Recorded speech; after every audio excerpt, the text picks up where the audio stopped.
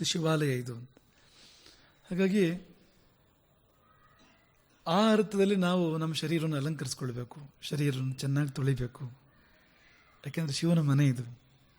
ಆ ಮನೆ ಶುಚಿಯಾಗಿರಬೇಕು. ದೇವರ ಕೋಣೆಯನ್ನು ಹೇಗೆ ನೀವು ಶುಚಿ ಮಾಡ್ತೇವೆ ಹಾಗೆ ಶಿವನು ಬಂದು ಇರಬೇಕು ಅಂದರೆ ಅಶುಚಿಯಲ್ಲಿ ಶಿವನ ಇರೋದಿಲ್ಲ, ಶುಚಿಯಲ್ಲೇ ಶಿವನ ಇರೋದು. ಇದನ್ನು ಶುದ್ಧ ಮಾಡಬೇಕು, ಶರೀರವನ್ನು ಚೆನ್ನಾಗಿ ಇಟ್ಕೊಳ್ಬೇಕು, ತಪ್ಪೇನೂ ಇಲ್ಲ. ಶರೀರವನ್ನು ಸಿಂಗರಿಸಬೇಕು, ಅಲಂಕರಿಸಬೇಕು. ಒಳ್ಳೆ ಬಟ್ಟೆಗಳು, ಒಳ್ಳೆ ಆಭರಣ, ಒಳ್ಳೆ ಅನುಲೇಪನಗಳು, ಇದು ಏನೂ ತಪ್ಪಲ್ಲ. ಆದರೆ ನಾವು ಅಲಂಕರಿಸೋದು ಶಿವನನ್ನ ಅಂತ ಗೊತ್ತಿರಲಿಲ್ಲ ನಮಗೆ, ಶವವನ್ನ ಅಂತಲ್ಲ ಅಂತ. ಆ ಒಳಗೆ ಶಿವನಿದಾನೆ ಅಂತ ಮರೆತು ನೀವು ಅಲಂಕಾರ ಮಾಡಿದರೆ ಶವಾಲಂಕಾರ ಅದು. ಆದರೆ ಒಳಗಿರುವ ಶಿವನಿಗೆ ಸಲ್ಲಲಿ ಅಂತ ನೀವು ಅಲಂಕಾರ ಮಾಡಿದರೆ ಅದು ಶಿವಾಲಂಕಾರ. ಅಷ್ಟೇ ವ್ಯತ್ಯಾಸ, ಒಂದು ಅಕ್ಷರ ವ್ಯತ್ಯಾಸ. ಅದರಲ್ಲಿ ಎಷ್ಟು ದೊಡ್ಡ ವ್ಯತ್ಯಾಸ ಇದೆ ಅಂದರೆ, ಶಿವನನ್ನು ಮರೆತು ನೀವು ದೇಹವನ್ನು ಅಲಂಕರಿಸಿದರೆ ದೇಹದ ಪೂಜೆ ಕೇವಲ ಶವದ ಪೂಜೆ. ಅದು ಶಿವನನ್ನು ಉಳಿದ ದೇಹ ಶವ ಅಲ್ಲದೆ ಬೇರೆ ಇನ್ನೇನು. ಶವ ಅಂದರೆ ಶಿವನಿಲ್ಲ ಅಂತಷ್ಟೇ, ಶಿವ ಹೊರಟಾಗಿದೆ ಅಲ್ಲಿಂದ. ಆಮೇಲೆ ಶವ ಇದು. ಅಲಂಕರಿಸುವಾಗ ನಾವು ಯಾವ ಭಾವದಿಂದ ಅಲಂಕರಿಸಿಕೊಳ್ತೇವೆ, ಅದೇ ಗೋದಾಬಾಯಿ ಕಥೆ ನೆನಪು ಮಾಡಬೇಕಾಗತ್ತೆ. ಆಗ ವಿಷ್ಣು ಚಿತ್ತರ ಮಗಳು, ತುಳಸಿ ಗಿಡದ ಬುಡದಲ್ಲಿ ಮಗು ಸಿಗುತ್ತಂತೆ ವಿಷ್ಣು ಚಿತ್ತರಿಗೊಂದು. ಅವರು ಚಿತ್ತ ವಿಷ್ಣುವಿನಲ್ಲಿತ್ತು ಸದಾಕಾಲವು, ಹಾಗಾಗಿ ವಿಷ್ಣು ಚಿತ್ತರವರು. ಅವರು ತುಳಸಿ ಗಿಡದ ಬುಡದಲ್ಲಿ ತಾಯಿ ಇಲ್ಲದ ತಂದೆ ಇಲ್ಲದ ಮಗು ಅಂತ ಸಿಕ್ತು ಅವರಿಗೆ. ಗೋದಾಬಾಯಿ, ಅವಳೆ ಆಂಡಾಡ್ ಅಂತಲೂ ಕರೀತಾರೆ, ಅವಳಿಗೆ ಹೆಸರಿಟ್ಟು ಬೆಳೆಸಿದ್ರು ಹಾಗೆ ಅವರು. ಅಲ್ಲೊಂದು ವಿಷ್ಣು ಸನ್ನಿಧಿ ಇತ್ತು ಹತ್ತಿರದಲ್ಲೇ, ವಿಷ್ಣುವಿನ ದೇವಸ್ಥಾನ ಇತ್ತು. ಅಲ್ಲಿಗೊಂದು ಸೇವಾ ಕೈಂಕರ್ಯ ಅವರದಿತ್ತು. ಮಾಲೆ ತಗೊಂಡೋಗಿ ಕೊಡಬೇಕು ಅವರು, ವಿಷ್ಣು ಪೂಜೆಗೆ ಮಾಲೆ ತಗೊಂಡೋಗಿ ಕೊಡಬೇಕು. ಅವರೇ ಮಾಡ್ತಾ ಇದ್ರು, ವಿಷ್ಣು ಚಿತ್ರೆ ಮಾಲೆ ಮಾಡಿ ಕೊಡ್ತಾ ಇದ್ರು.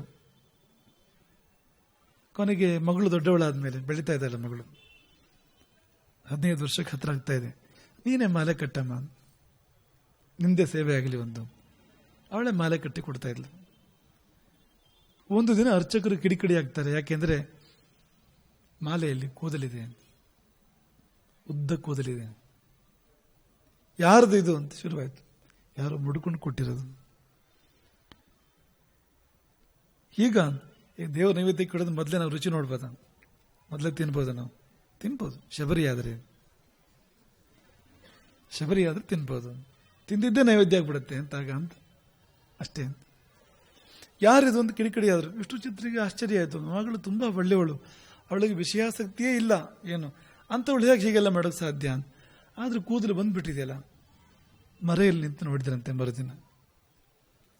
ಮಾಲೆ ಕಟ್ಟೋದೆಲ್ಲ ನೋಡಿದ್ರು. ತುಂಬಾ ಪ್ರೀತಿಯಿಂದ ಮಾಲೆ ಕಟ್ತಾಳೆ, ತುಂಬಾ ಶ್ರದ್ಧೆಯಿಂದ ಭಾವಿಸಿ ಮಾಲೆ ಕಟ್ತಾಳೆ.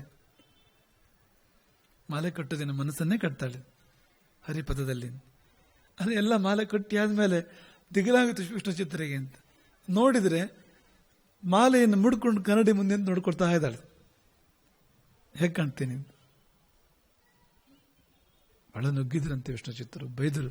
ಏನ್ ಮಾಡ್ತಿದ್ದೀನಿ, ಭಗವಂತನಿಗಿರೋ ಮಾಲೆ ನೀನ್ ಮುಡ್ಕೊಂಡ್ಯಾ, ಎಂಥವಳಾಗ್ಬಿಟ್ಟೆ ನೀನು. ಬೇಡ, ನಮ್ಗೆ ಸಹವಾಸ ಬೇಡ, ದೇವರಿಗೆ ಮಾಲೆ ಕೊಡೋದು ಬೇಡ, ಪಾಪ ಕಟ್ಕೊಳ್ಳೋದು ಬೇಡ. ಮಾಲೆ ಕಟ್ಟೋದು ಪಾಪ ಕಟ್ಟೋದು ಇದು ಅಂತ ಸಿಟ್ಟು ಬಂದು ಹೋಗಿದ್ದಾರೆ. ಅವತ್ತು ಮಾಲೆ ಹೋಗಲಿಲ್ಲ. ವಿಷ್ಣು ಚಿತ್ತರ ಮನೆಯಿಂದ ಮಾಲೆ ದೇವಸ್ಥಾನಕ್ಕೆ ಹೋಗಲಿಲ್ಲ. ಅವತ್ತು ರಾತ್ರಿ ಅರ್ಚಕರ ಕನಸಲ್ಲಿ ಭಗವಂತ ಬರ್ತಾನೆ, ನನಗೆ ಇವತ್ತು ಪೂಜೆ ಸಂದಿಲ್ಲ, ನನಗೆ ನಿನ್ನೆ ಪೂಜೆ ಬೇಡ. ಯಾಕೆ, ಏನಾಯ್ತು ಭಗವಂತ, ಏನ್ ತಪ್ಪಾಯ್ತು ಅಂತ. ನನಗೆ ಪೂಜೆ ಆಗಬೇಕು ಅಂದ್ರೆ ಮಾಲೆ ಅವಳಿದ್ ಬರಬೇಕು. ಗೋದಾಬಾಯಿ ಕಟ್ಟಿದ ಮಾಲೆ ಬಂದ್ರೆ ನಾನು ಪೂಜೆ ಬೇಕು, ಇಲ್ಲ ಅಂದ್ರೆ ಪೂಜೆ ಬೇಡ. ಮರುದಿನ ಅರ್ಚಕ ಹೊಡ್ ಬಂದಂತೆ. ಈ ಮಾಲೆ ಇಲ್ಲದೆ ಪೂಜೆ ಆಗೋದಿಲ್ವಂತೆ ದೇವರಿಗೆ. ಅವಳು ಅಂಡಾಳು. ಅವಳು ಹೇಗೆ ಅಂದ್ರೆ ಅವಳು ದೇಹ ಕೂಡ ಬಿಟ್ಟು ಹೋಗಲಿಲ್ಲ ಭೂಮಿಯಲ್ಲಿ ಅವಳು ಅಂತ ಹೇಳ್ತಾರೆ. ಅವಳು ಮಾಲೆ ಜೊತೆಗೆ ಒಳಗೆ ಹೋಗಿದ್ದು ಅಂತ, ಗರ್ಭಗುಡಿ ಒಳಗೆ ಹೋಗಿದ್ದು ಅದರ ನಂತರ ಅಂತ. ಆಮೇಲೆ ಹೊರಗೆ ಬರಲಿಲ್ಲ ಅವಳು, ಸೇರಿ ಹೋದ್ಲು ಭಗವಂತನಲ್ಲಿ. ಇದನ್ನು ಯಾಕೆ ನೆನಪಿಸ್ಕೊಂಡು ಅಂದ್ರೆ, ಶರೀರಂ ಗೃಹಂ, ಶರೀರ ಶಿವಾಲಯ, ಶರೀರ ದೇವಾಲಯ, ಆ ಭಾವ ನಮಗಿದ್ರೆ, ಒಳಗೆ ದೇವನಿದಾನ ಭಾವ ಇದ್ದು ನಾವು ಅಲಂಕಾರ ಮಾಡ್ಕೊಂಡ್ರೆ ಅದು ಪೂಜೆ ಅಲ್ಲದೆ ಬೇರೆ ಇನ್ನೇನು ಅಂತ. ನಾವು ಕಣ್ಣಿಗೆ ಕಾಡಿಗೆ ಹಚ್ಕೊಂಡ್ರೆ ದೇವರಿಗೆ ಅಲಂಕಾರ ಆಗಿರುತ್ತೆ. ಅದು ನಮಗೆ ಅಲಂಕಾರ ಅಲ್ಲ ಅದು. ಅದೆಲ್ಲ ಸೇವೆ.